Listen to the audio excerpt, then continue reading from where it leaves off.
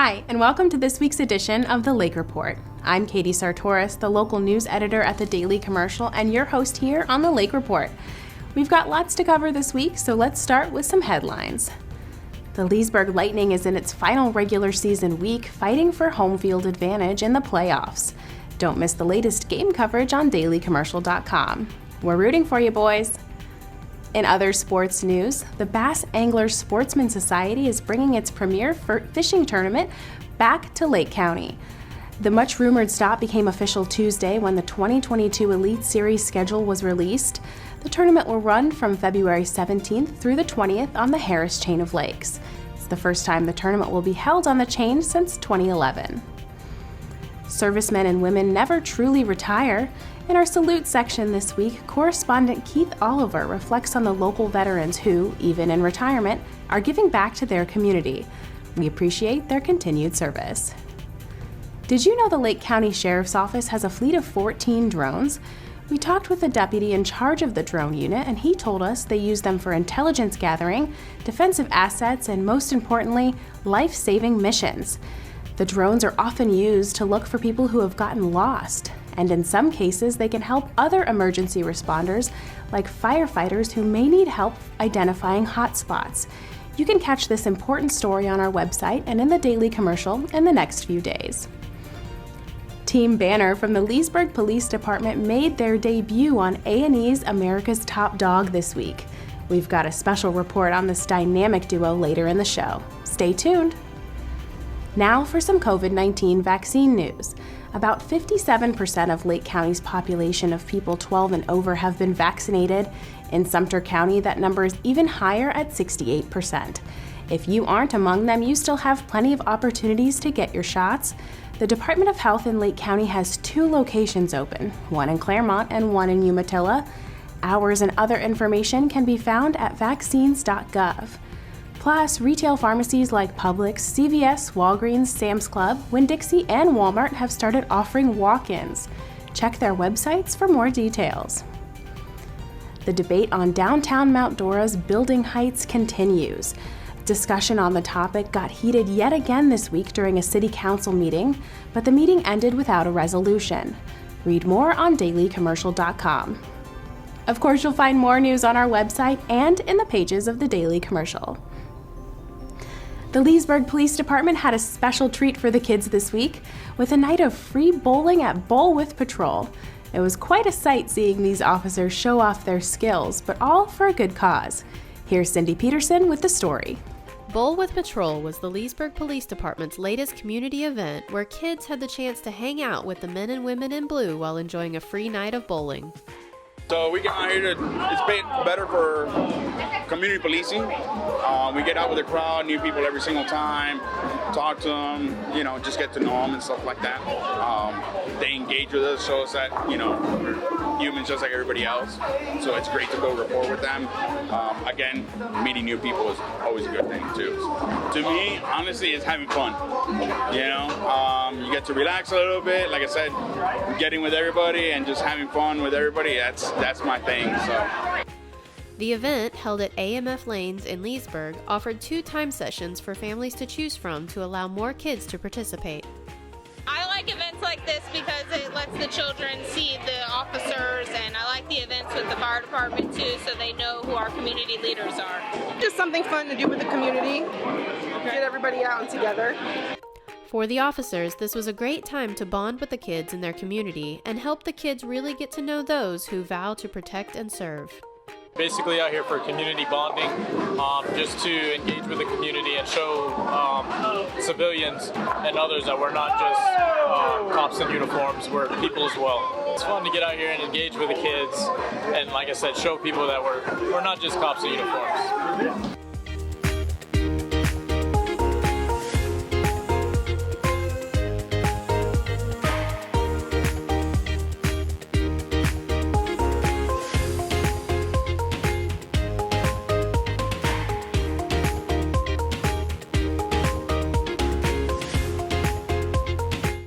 Reporting for Lakefront TV, I'm Cindy Peterson.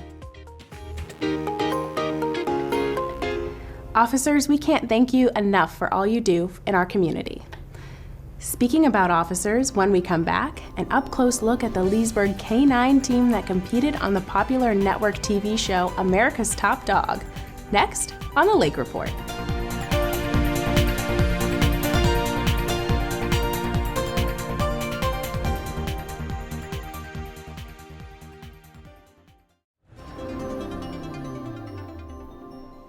Welcome back to the Lake Report. Thanks for joining us. Our next story is a very special report that hits home here in Leesburg. This week, 2 Leesburg officers, one two-legged, the other 4, were featured on A&E's America's Top Dog, a competition show for dogs and their handlers.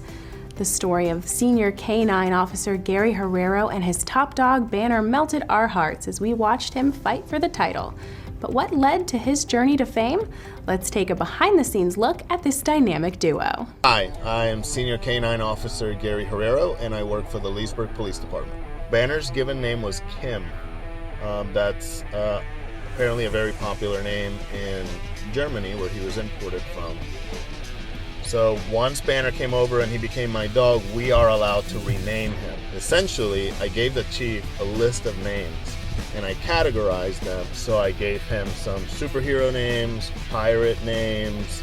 I gave him a bunch of categories of names, but I came up with Banner, and I named him after Bruce Banner, which is the Hulk. Just like the Hulk was an intimidating person when they turned from the scientist to the superhuman, Banner would go from simple pet to super dog. I received Officer of the Year 2017, and then I got Outstanding Officer of the Year in 2018. These things were possible because I'm running Banner as my dog. People at America's Top Dog, they said, what are some of his greatest attributes? Does he jump really high? Does he run really fast? It's like, no, he didn't really run really fast, because there are some small 70-pound dogs that are really quick and agile, but Banner was strong. So if you compare dogs to like a football team, Banner was like a linebacker. Some of the motivators for going on Top Dog, Banner was reaching the age of his latter years in his career. He had a lot of success in the beginning of his career, in the middle of his career, and I wanted to end his career in a very memorable way. And I thought, well, what more memorable way than taking him on national TV if we get accepted and competing and competing for this title of America's Top Dog. I wanted to show, like, on a national or possibly an international level, that even a small city like Leesburg, we have dogs that are of the caliber to match the caliber of any dog on any police department in any given city in the world. And this dog was such a great attribute to the city that I wanted to share. I wanted to share his quality to everybody. And that was my plan. I just wanted to advertise and advocate for the canine units of the world, saying even small cities work hard to get their dogs to this top caliber level. On America's Top Dog in Season 2, they pair you up against a rival. My rival was Officer Adam Lapede. He is from a city called Seekonk, Massachusetts. We still keep in touch today. He was a very good adversary. We did not make it easy on each other. And you guys are going to have to watch the episode to see what happens. You know, we're brothers in blue, but at that time when we were competing, it was fun in a playful, competitive way. He did not make it easy, and I did not make it easy on him either. The America's Top Dog course is complex. There are all kinds of obstacles. There's not only the typical agility, jumping over a wall, crawling in a tunnel obstacle. You know, they make it so that they have to deal with uneven surfaces, going over a wobbly bridge. I knew that Banner was easy to train to do some things. I just wanted to make sure I had some time to train those weird obstacles that you don't see on a regular police environment. There's an obstacle in America's Top Dog where it's the dominoes, where he would have to push a wall over and then it dominoes onto another wall and another wall. I mean, I don't know. I used gym mats, I used picnic tables, standing up, trying to see if he would topple them over. And again, because he's so strong, he was able to topple over picnic tables no problem. There's a lot of obstacles there where he has to tug on a ball or a tug. I didn't see any issues if it was a ball, but I'd never trained them before on a tug. I don't have a pool. The pool is a big deal in America's Top Dog course. So, I had to make sure to show him lots of water, lots of different pools and different scenarios. Jump in the pool, walk in the pool, and just make him comfortable with all that. The hardest part of the obstacle is that the dogs are expected to press a button. That is something police dogs do not have to do. That was probably one of the harder things, and one of the things that we spent the most time training on was getting the dog to press a specific button. When you go through the course, there's a lot of, first of all, when you're going through it, everything is in like slow motion. So it's hard to judge how fast you're going versus, because the adrenaline picks up and it slows everything down, but you know that you're being timed.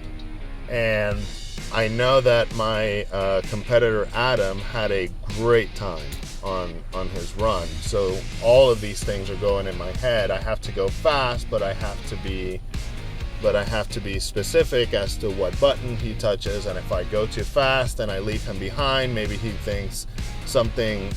Maybe then he thinks there's going to be something to worry about. So then maybe he won't do an obstacle. So there was like a lot of emphasis on precision and getting him to do each individual obstacle. So like in my head, I separated each obstacle as one thing. And then as long as we did that one thing in a quick manner, then we were able to get through the whole thing as a whole with a great time. The show filmed on September 2020, and Banner retired in April 2021. But Banner was the first dog I had for a full tour of duty on his part from beginning, from canine school till retirement. So there's a lot of experiences there. The bond that develops from that relationship is unexplainable. And I think any canine handler with any amount of service, even if they served with their dog for a year, 2 years or more, they can attest to this special bond that you create with this animal that you spend so much time with. I was calculating it the other day. It's like 24 years I've been depending on an animal for a paycheck. So when I get a new animal, it's the same thing when I trained horses. When I get a new animal, I put so much time, emphasis, focus on developing everything, because there's so many areas that you have to train, that I felt that I would do a disservice to Banner. I felt like he didn't deserve to get like a little portion of me, what I had left over at the end of the day for him. So there was an officer, single officer, no kids, no family. This was going to be her only baby. And I felt that in my heart that it was better for Banner to receive full attention from this officer than for me to keep him and give him a little bit of attention, because now I'm devoting my attention to a new dog. So that's the hard part. That's the hard part of my work, because I'm in love with the animal training profession. I have to think hard about the attention I'm giving the animal and the care and his quality of life. I love him. I've loved him since the first day I took a bite for him and started working with Gary. Oh yeah, I've had a love for him since I first met him. I will forever cherish him for how long he is around and forever. Banner will always be my top dog. Aw, Banner, you'll always be our top dog too. We are so proud of Officer Herrero and Banner. A job well done. Don't touch that dial. More Lake Report when we come back.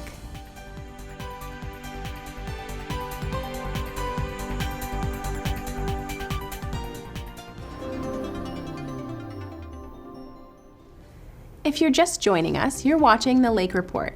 Our weekly magazine show is a collaboration between the City of Leesburg's Lakefront TV and the Daily Commercial.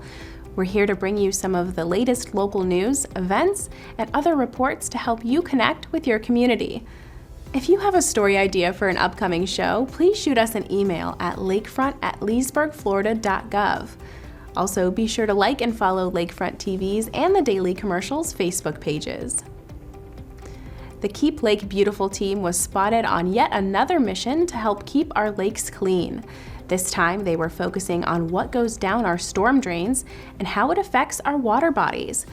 Let's take a look on how we can all do our part. The Keep Lake Beautiful organization recently partnered with the Florida Realtors Association of Lake and Sumter counties during their annual Clean Up Florida Waterways Month. A group of volunteers hit the streets of the Park Hill subdivision in Leesburg to spread awareness of the little things that everyone can do to help the cause. Kyle contacted me because the Realtors Association was having a push in July to keep the lakes beautiful, literally. So we decided to team up and mark the storm drains here in Park Hill. We are just off Lake Harris, so their storm drains are very close to, anything that did get in the storm drain would run into the water there.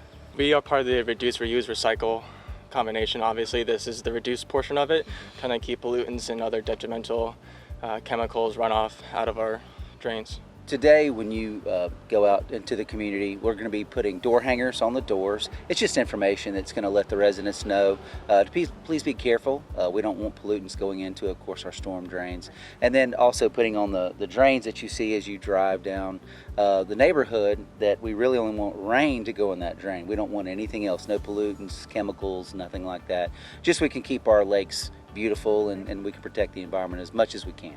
After we complete this project, we will be going to the Tavley Trail to pick up litter and trash along the water side there, and the boat ramp. Often a lot of stuff gets dumped over there. So we want to thank Hurricanes Dockside Grill for letting us park there, and they're actually taking the trash after we're done, which is a great help. So. One of the easiest and most efficient ways to help our lakes is by not dumping anything down the storm drains other than water. There have been incidents where people will take, for example, buckets of paint and pour down the drain, wash them out. You see all kinds of things that go down the drain. The big thing is the pesticides, the fertilizers, because what happens is when that goes into the lakes, which drain out into our oceans, typically, that's where the algae bloom comes in, red tide happens, and so this is really preventative measures to keep that from happening as much as we can, and I believe everybody should do their part. Keep Lake Beautiful's motto is keep our public spaces green and clean. So we're working on blue and green and clean because we want to keep the lakes blue. The same things that will keep your lawn green will also unfortunately make the lakes green. So we're reminding people to keep the chemicals out of their lawn. They're also hanging information about the county fertilizer ordinance, which talks about not fertilizing your lawn in the summer, which would also rain down the storm drain. And all those chemicals that are so great for your lawn, the phosphorus and the nitrogen, they're going to wind up in the lake. And we would prefer, with the rainy season especially, to keep those out of our lakes. We do ask that you use a slow release fertilizer. We ask that you use one that has low phosphorus numbers in it. And then the timing is crucial, right? You can fertilize your lawn in the winter without as much problem because the rain is not going to go with the storm water and run down the drain. And then even simple things like wash your car on your lawn, right? So that your lawn can absorb those chemicals. Otherwise it goes down your driveway into the storm drain, into the lake. So some ideas are very simple, but yet, if we all do a little bit, it's going to make a big difference. Keep Lake Beautiful! To find out more about the fertilizer ordinance, ideas on how to keep pollutants out of stormwater, future cleanups and events, or how to plan your own community event, please visit the Keep Lake Beautiful website at lakecountyflorida.gov/KLB. Reporting for Lakefront TV, I'm Cindy Peterson. Thank you for that great message. Remember, a little help goes a long way. Well, that's all the time we have left. We hope you enjoyed today's show. To catch it again or to watch previous episodes of the Lake Report, be sure to check out Lakefront TV's YouTube channel. Until next time, get outdoors and explore this beautiful place we all call home. We'll see you next time.